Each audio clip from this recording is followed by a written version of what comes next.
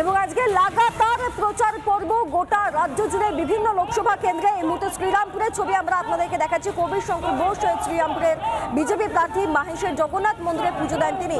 রিপাবলিকে exclusive কবির শঙ্কর, দেখুন সেই ছবি। কল্যাণ বন্দ্যোপাধ্যায় তৃণমূলের তরফ থেকে রয়েছেন, তার মুখোমুখি কল্যাণ বন্দ্যোপাধ্যায়ের সঙ্গে লড়াই শ্রীরামপুরে কবির শঙ্করের। পাশাপাশি সিপিএম এর তরফ থেকে দীপশিতা ধর রয়েছেন। মাহেশের পুজো দিয়ে প্রচার শুরু করেন বিজেপি প্রার্থী কবির শঙ্কর বোস। কি বলেছেন তিনি শুনুন একবার। ইস্যু প্রচুর আছে, ইস্যু প্রচুর। এক হচ্ছে মানুষ বঞ্চিত, এখানে কোনো উন্নয়নের কাজ হয়নি। আপনি যদি পঞ্চায়েত এলাকায় যান, ডোমজুর, জগৎবল্লভপুর, চণ্ডীতলা, জাঙ্গিপাড়া, শ্রীরামপুরের কিছু অঞ্চল আছে, রাজ্যধরপুর, রিষড়া গ্রামীণ, কোনো উন্নয়ন হয়নি। এখনও মানুষ ওখানে খাবার জল পরিষ্কার পাচ্ছে না, ওখানে ড্রেনেজের প্রবলেম আছে, মহিলাদের ওখানে বাথরুমের প্রবলেম আছে, রাস্তা হয়নি। মানুষ আর কত সহ্য করবে?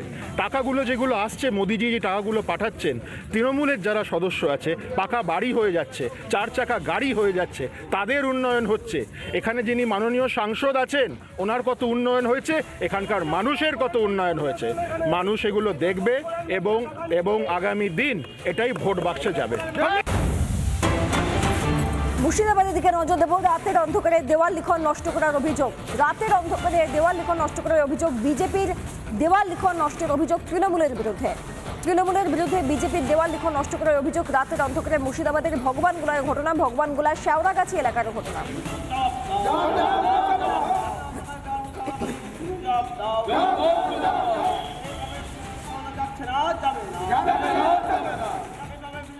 যাচ্ছে না, যাবে না। বিজেপি রাজপথে টিএমসি হুঁশিয়ার, হুঁশিয়ার, হুঁশিয়ার। বিজেপি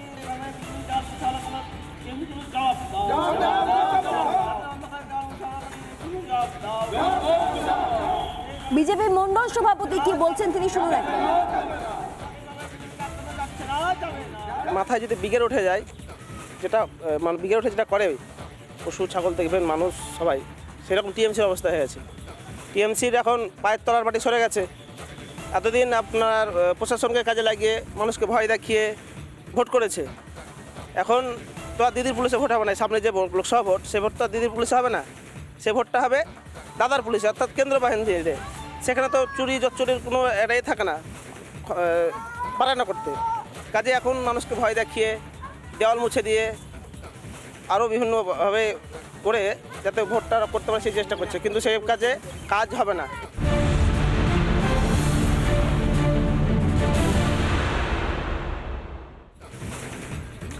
বসিরহাটে বিজেপি প্রার্থী সন্দেশখালীর প্রতিবারী মুখ রেখা পাত্র। রেখার নাম ঘোষণা হতেই সন্দেশখালীতে উৎসবের আমেজ। রেখা পাত্রের পাশে থাকার বার্তা সন্দেশখালী।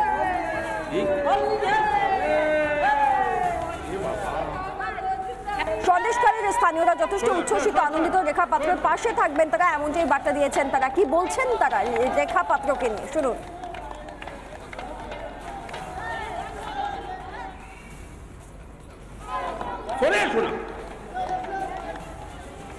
তুমি না আসলে ঢুকে যাবে। আমি দেখানোর চেষ্টা করছি যে এই মুহূর্তে কিন্তু সন্দেশখালীর যারা মহিলারা রয়েছেন তারা প্রত্যেকে আনন্দে রয়েছেন। তারা বলছেন যে যতই যা হোক এতদিন পর্যন্ত তারা লড়াইটা করেছেন এবং তাদের মধ্যে একজন আজকে প্রার্থী হয়েছে, তারা প্রচন্ড খুশি। আমি তাদের একবার সেলিব্রেশনের ছবিটা দেখাবো, তারা কিভাবে হোলি খেলে আনন্দে মেতে উঠেছেন সেই ছবিটা দেখাবো। কেউ গান করছেন, কেউ নাচ করছেন। তারা প্রত্যেকে বলছেন যে একজন প্রতিবাদী তিনি প্রার্থী হয়েছেন এবং সে কারণে কিন্তু তারা রীতিমতো খুশি, উলুধ্বনি।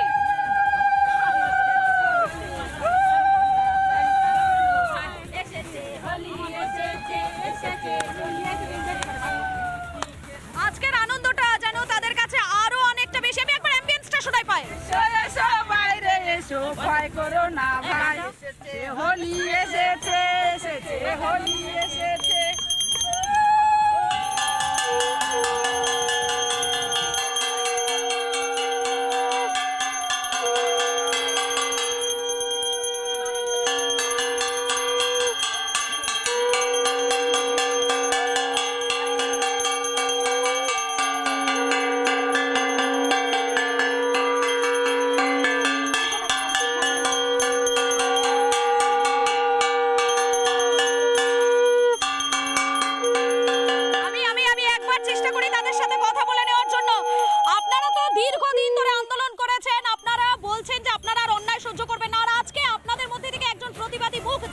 নির্বাচনে দাঁড়িয়েছেন, ভোটে প্রতিদ্বন্দ্বিতা করবেন, আর তিনি যদি জেতেন নিঃসন্দেহে আপনাদের জন্য আপনাদের হয়ে লড়াইটা আরো অনেকটা বেশি, আরো অনেকটা এগিয়ে যাবে, তাই তো?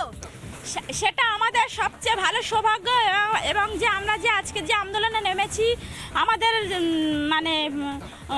আমাদের প্রতিবাদে যে আমাদের হয়ে দাঁড়িয়েছে সে আমাদেরই একজন, আমাদেরই মতন অসহায়, খুব নিরীহ, খুব নিরীহভাবে তাকে অত্যাচার করা হয়েছিল, খুব অত্যাচার করার ফলে যার ফলে আজকে সে দাঁড়াতে পেরেছে এবং আমরা দাঁড়িয়েছি, যে অন্যায়ের বিরুদ্ধে রুখে দাঁড়িয়েছি তার হয়ে যে দাঁড়িয়েছে, এবং আমরা আগামী দিনে জিততে পারলে আমরা আরো খুশি হব, খুব খুশি হব, যেহেতু আমরা যে প্রতিবাদ করে আমাদের যে প্রতিবাদটা সাকসেসফুল হয়েছে সেক্ষেত্রে আমরা আরো খুব খুশি। খেলবো হোলি রং দেবো না তাই কখনো হয়, এসো এসো বাইরে এসো ভয় করো না ভাই, এসেছে হোলি এসেছে, এসেছে হোলি এসেছে, খেলবো হোলি রং দেবো না তাই কখনো হয়, এসো এসো বাইরে এসো ভয় করো না ভাই, এসেছে হোলি এসেছে, এসেছে হোলি এসেছে।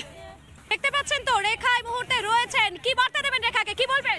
সবাই মিলে জোরে একবার রেখার নামে স্লোগান দাও। রেখার নামে সবচেয়ে আমরা স্লোগান দেবো, যেটা হলো রেখা তুমি সামনে থাকো, তোমার পিছনে আমরা আছি। জয় শ্রীরাম, জয় শ্রীরাম।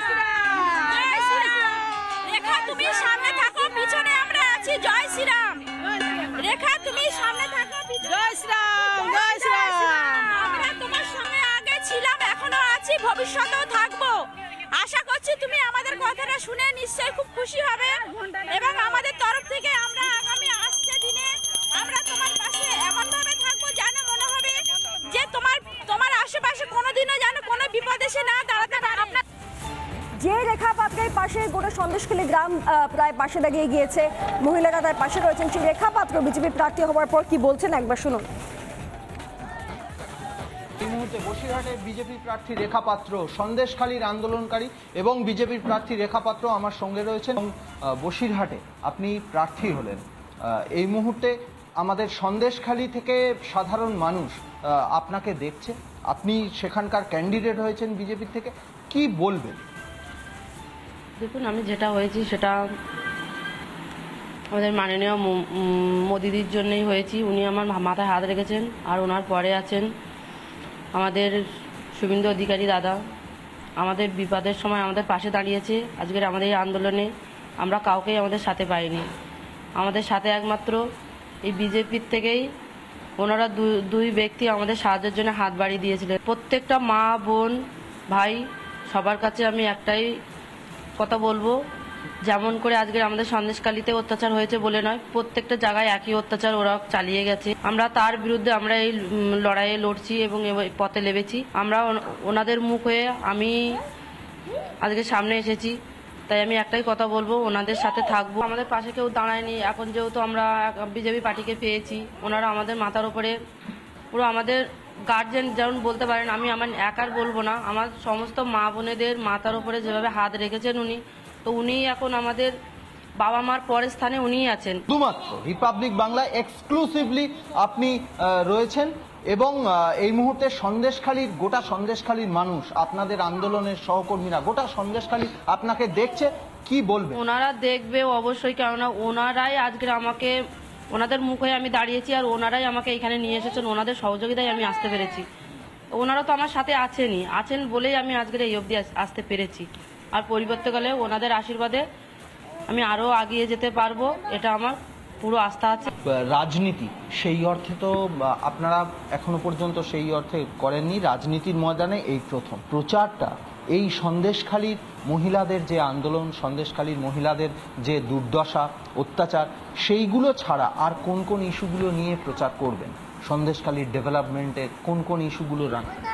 আমি যেটা রাখবো সেটা প্রথমত মায়েদের মান সম্মান, যেভাবে মায়েদের চিরতানি করা হচ্ছে, রাতের অন্ধকারে তুলে নিয়ে যাওয়া হচ্ছে, দ্বিতীয়বার যাতে না হয় তার জন্য দেখব। সন্দেশখালী এখনও যেতে পারিনি, আমি সন্দেশখালী যাই, গিয়ে আমি আমার সন্দেশখালীর মা বোনেদের সাথে একটা, বুঝতেই পারছেন আমি হঠাৎ করে আমি এখানে চলে এসেছি, আমি তো জানি না আমি টিকিট পাবো বলে, তো আমি যাই সন্দেশখালী গিয়ে মা বোনের সাথে আলোচনা করি, তারপরে আমি ডিটেলস সব বলতে পারবো। সন্দেশখালীর মহিলাদের উপর যে আক্রমণ বা মহিলাদের উপর অত্যাচার, সেই অত্যাচারকেই এবারে দিল্লির দরবারে গোটা দেশের কাছে পৌঁছে দিতে চান সন্দেশখালীতে বা বলা ভালো বসিরহাটে বিজেপির প্রার্থী রেখা পাত্র।